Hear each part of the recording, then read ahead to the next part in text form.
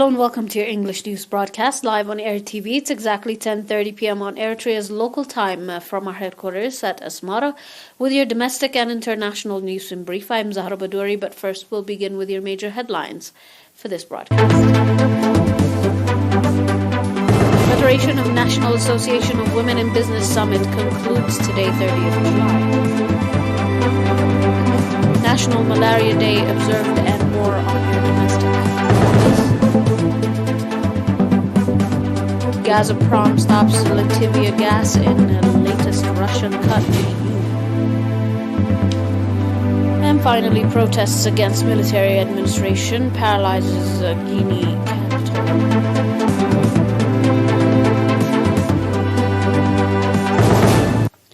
Welcome to your domestic in brief. A three-day COMESA Federation of National Association of Women in Businesses Horn of Africa Summit that was conducted at the National Confederation of Eritrean Workers Hall concluded today, 30th July. The summit was attended by delegates from Eritrea, Sudan, Somalia, and Djibouti. The participants of the summit on 29th July visited development sites in the southern region, and especially efforts that are being conducted to realize the socio-economic development of women. The summit also discussed on variety issues of interest to the economic development of women in the Horn of Africa.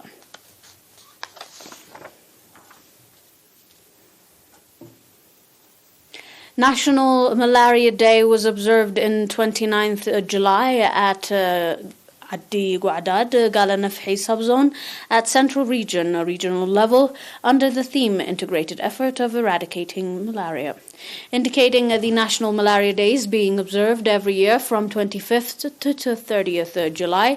Mr. Kibra Abdesfa Mikhail, head of the Malaria Control at the Ministry of Health branch in the Central Region, said that with the effort to realize the strategic plan of the Ministry of Health to eradicate malaria in the country from the year 2016 to the year 2030, malaria prevalence from the 2018 to the year 2021 has been reduced from 0.4% to 0.05% in the Central Region.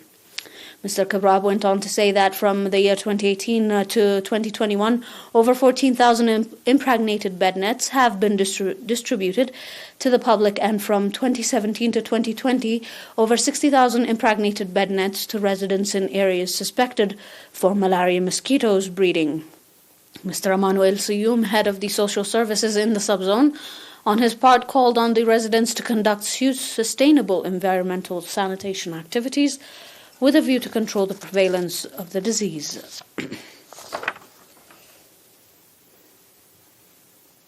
A 2-month theoretical and practical training on water management support with computer technology was provided to 21 members of the National Service in the port city of Asab. The objective of the training was to reduce modern way of water management within the city, indicating that the objective of the training was also to apply modern technology in the water management system that has been conducted manually. Mr. Irgadam Gabra Mikhail, acting head of the water services in the city, said that the training will have significant contribution in the efficiency of activity. Mr. Birhana Kidana, head of the administration and finance in Asab subzone, on his part commanding the trainees for the interests they demonstrated during the program, called for providing efficient service to the public. On your final domestic and health report, 18 patients have been diagnosed positive for COVID-19 in tests carried out today at testing stations within the Central Region. On the other hand, three patients who have been receiving medical treatment in hospitals in the Central Region have recovered fully and have been discharged from the facility. The total number of recovered patients has accordingly increased to 9,797, while the number of deaths stands at 103. The total number of confirmed cases in the country to date has increased to 10,032. Ministry of Health, Asmara, 30th July 2022.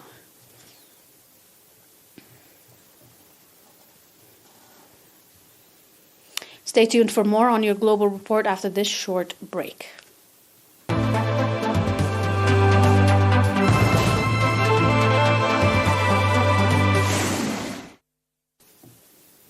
And on your reports on the international line, Russian energy giant Gazprom says it has suspended gas supplies to Latvia, the latest EU country to experience such action aimed tensions over Ukraine.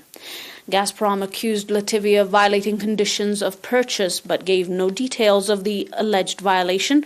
However, Latvia relies on neighboring Russia for natural gas imports, but gas from only 26% of its energy consumption.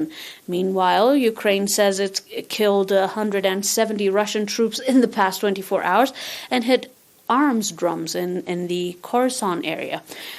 Ukraine has stepped up efforts to push the Russians out of Kherson, a major strategic city in the south. The BBC was unable to verify the latest Ukrainian claims.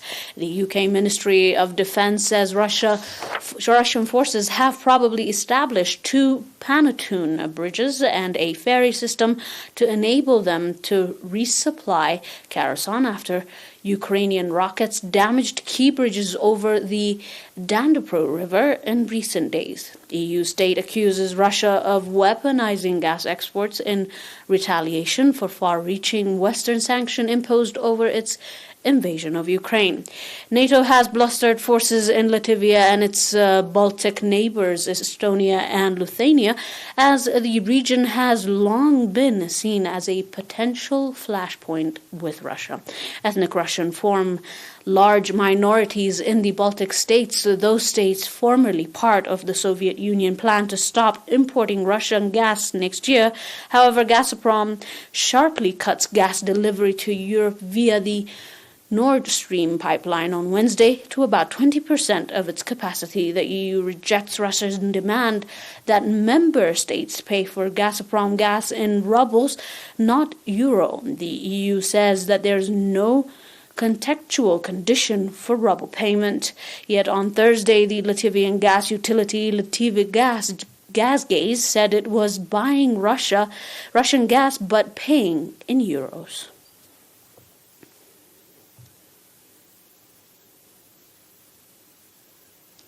On your final report, protests against Guinea's military government and its handling of plans to return to democracy have brought the capital to a standstill, with organizers saying one person was killed. The National Front for the Defense of the Constitution said one person died after being hit by a bullet in Conakry suburb of Hamdalai, and several others had been injured during the protest on Thursday.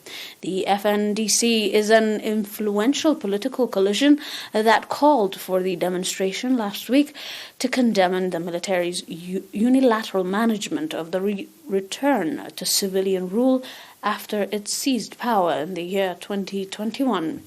The former ruling Rally for the Guinean People and the National Alliance for Change and Democracy, another coalition of parties and associations, also called on their supporters to join the demonstration. However, authorities had previously banned the rally and have not confirmed the death.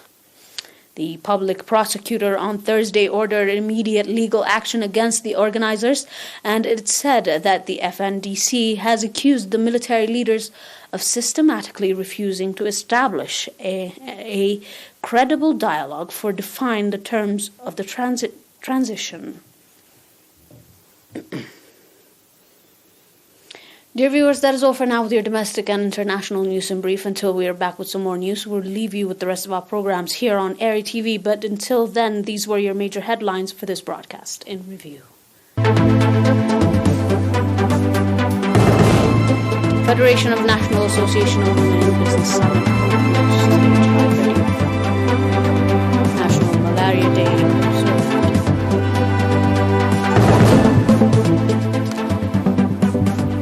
Gazprom stops Latvian gas in latest Russian cut to EU. And at last, protest against military administration paralyzes Guinea's capital. That is all for now. We'll leave you with the rest of our programs here on ERi-TV. Once more, thanks for watching and